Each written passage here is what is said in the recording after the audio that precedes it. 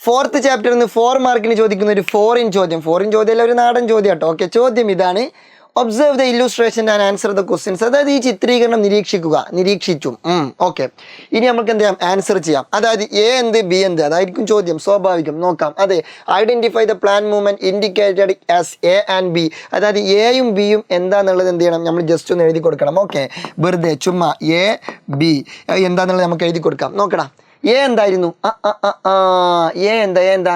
ഇതിന്റെ വേര് നോക്കടാ, ഇതിന്റെ വേര് താഴത്തോട്ടാ വളരുന്നത്. അല്ലെങ്കിലും വേര് താഴത്തോട്ടല്ലേ വളരുക? അത് കറക്റ്റാണ്. പക്ഷെ ഇതിന്റെ സ്റ്റെം എന്താണ്? മുകളിലേക്കാണ് വളരുന്നത്. എന്ന് വെച്ചാൽ വേരെപ്പോഴും താഴത്തോട്ടായിരിക്കും അല്ലേ? ആണ്, വേരെപ്പോഴും താഴത്തോട്ടായിരിക്കും. കാരണം ഗ്രാവിറ്റി എങ്ങണ്ടാ? താഴത്തോട്ടാണ്. ഭൂഗുരുത്വാകർഷണം എങ്ങോട്ടാണ്? താഴത്തോട്ടാണ്. അപ്പോൾ സ്വാഭാവികമായിട്ടും വേരെന്ത് ചെയ്യും? ഗ്രാവിറ്റിക്ക് അനുസൃതമായിട്ട് വളരും. അപ്പോൾ സ്വാഭാവികമായിട്ടും സ്റ്റെം എന്ത് ചെയ്യും? അതിന് ഓപ്പോസിറ്റ് ആയിട്ട് വളരും. പണ്ട് നമ്മൾ പഠിച്ചിരുന്നു, ന്യൂട്ടന്റെ തലയിലേക്ക് ആപ്പിൾ വീണു. എന്തുകൊണ്ട് ആപ്പിൾ മുകളിൽ പോയില്ല? താഴേക്ക് വീഴാൻ കാരണം എന്താ? Due to gravity. അപ്പോൾ സ്വാഭാവികമായിട്ടും ഇത് ഗ്രാവിറ്റിയുമായി ബന്ധപ്പെട്ട ഒരു ടൈപ്പ് ഓഫ് മൂവ്മെൻ്റ് ആണ്. അതുകൊണ്ട് തന്നെ നമുക്ക് ഇതിനെ എന്ത് വിളിക്കാം? ജിയോട്രോപ്പിസം എന്ന് വിളിക്കാം. എന്ത് വിളിക്കാം? ജിയോട്രോപ്പിസം. പച്ച മലയാളത്തിൽ പറയുകയാണെങ്കിൽ ഭൂഗുരുത്വാകർഷണ ബലം. ഭൂഗുരുത്താകർഷണ ബലം. ഭയങ്കര ബുദ്ധിമുട്ടുള്ള പേരല്ലേ, ഭൂഗുരുത്താകർഷണ ബലം. എന്തെങ്കിലുമൊക്കെ ഒരു ബലം. ഓക്കെ, അവിടെ വെക്കട്ടെ. ഇനി രണ്ടാമത്തത് ബി. ഇത് കൊള്ളാലോ. ഇതെന്താ? ഇത് വാട്ടർ. ഇതെന്താണ്? വാട്ടർ. ഓക്കെ, ഇത് കണ്ടാൽ വാട്ടർ ആണെന്നൊന്നും തോന്നില്ല, അതുകൊണ്ട് ഞാൻ ഇവിടെ എഴുതി വെക്കുന്നുണ്ട്, ഇത് വാട്ടർ. ഓക്കെ, വാട്ടറിന് നീല കളറാണല്ലോ, അതുകൊണ്ട് ഞാൻ നീലോണ്ട് എഴുതിയത്. എന്ത് ചെയ്യാൻ, ബുദ്ധി പോട്ടെ. അപ്പോൾ ബൈ ഇതിൻ്റെ വേര് നോക്കടാ. വേര് ഈ വെള്ളമുള്ള ഭാഗത്തേക്ക് വരുന്നു. കൊള്ളാലോ കളി. വെള്ളമുള്ള ഭാഗത്തേക്ക്, ജലമുള്ള ഭാഗത്തേക്ക്, വാട്ടറുള്ള ഭാഗത്തേക്ക് ഏതെങ്കിലും പ്ലാന്റിൻ്റെ പാർട്ട് വളർന്നാൽ അതിനെ നമ്മൾ എന്ത് ടൈപ്പ് ഓഫ് മൂവ്മെന്റ് എന്ന് വിളിക്കും? ഹൈഡ്രോട്രോപ്പിസം എന്ന് വിളിക്കും, അല്ലെങ്കിൽ ജലട്രോപിക ചലനം എന്ന് വിളിക്കും. അപ്പോൾ എയും ബിയും കിട്ടി. എ എന്താണ്? എ ഭൂഗുരുത്വാകർഷണ ബലം, ബി ജലട്രോപിക ചലനം. ഇനി രണ്ടാമത്തെ ചോദ്യം നോക്കാം. What is the main difference between the curling movement of touch me not leaves? അതെന്താ sir? Touch me not leaves, തൊട്ടാവാടി. അയ്യോ, കൊള്ളാല കളി.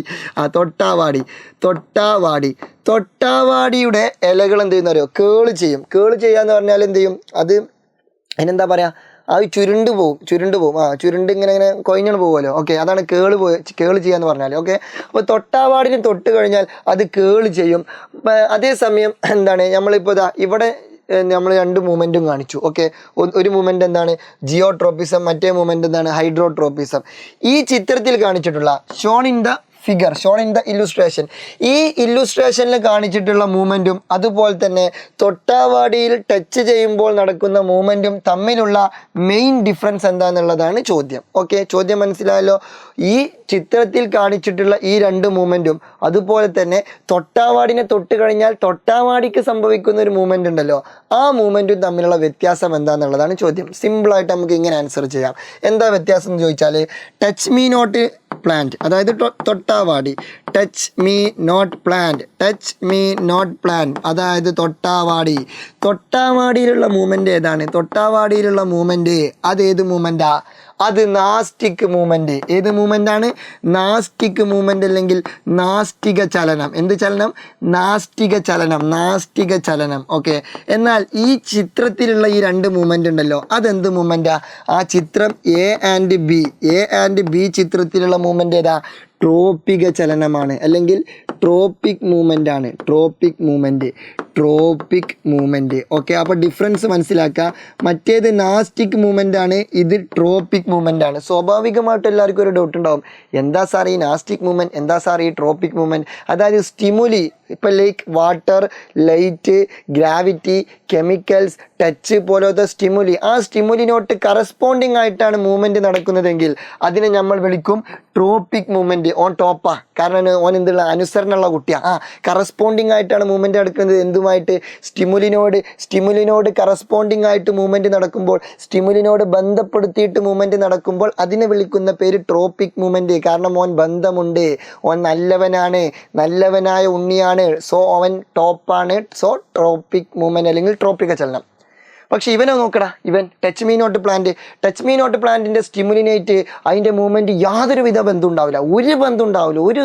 ഒരു ദുഷ്ടൻ അതായത് ഒരു ബന്ധം ഉണ്ടാവില്ല, അതിൻ്റെ സ്റ്റിമുലിയും അതിന് സംഭവിക്കുന്ന മൂവ്മെൻറ്റും ഒരു ബന്ധം ഉണ്ടാവില്ല.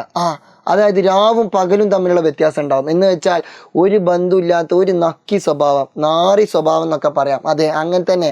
അതുകൊണ്ട് അവനെ നമ്മൾ വിളിച്ചു നാസ്റ്റിക് മൂവ്മെൻറ്റ്. എന്ത് മൂവ്മെൻറ്റ്? നാസ്റ്റിക് മൂവ്മെൻറ്റ് അല്ലെങ്കിൽ നാസ്റ്റിക ചലനം. അങ്ങനെ കണക്ട് ചെയ്യുക. ഈ ബന്ധമുള്ള, റിലേഷനുള്ള, അക്കോർഡൻസ് ഉള്ള അത്തരത്തിലുള്ള മൂവ്മെൻറ്റ് നമ്മൾ ട്രോപ്പിക് മൂവ്മെൻ്റ് എന്നും, ബന്ധമില്ലാത്ത, അക്കോർഡൻസ് ഇല്ലാത്ത, റിലേഷൻ ഇല്ലാത്ത ടൈപ്പ് ഓഫ് മൂവ്മെൻറ്റിനെ നമ്മൾ എന്ത് വിളിക്കും? നാസ്റ്റിക് മൂവ്മെൻറ്റ് എന്ന് വിളിക്കും. അതിനുദാഹരണമാണ് എന്ത്? തൊട്ടാവാടിയുടെ മൂവ്മെൻറ്റ്. ഓർത്ത് വെക്കുക. ഓക്കെ അല്ലേ? So C you the next video. Good bye.